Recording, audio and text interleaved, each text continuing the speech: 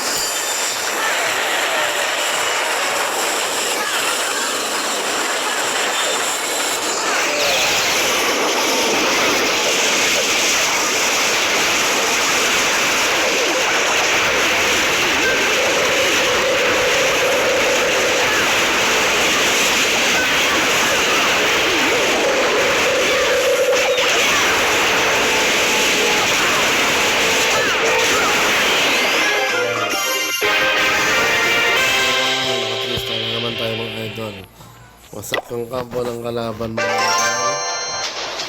Dito, 2 points na tayo mga idol. Kasi ng bantay. Very nice game mga idol.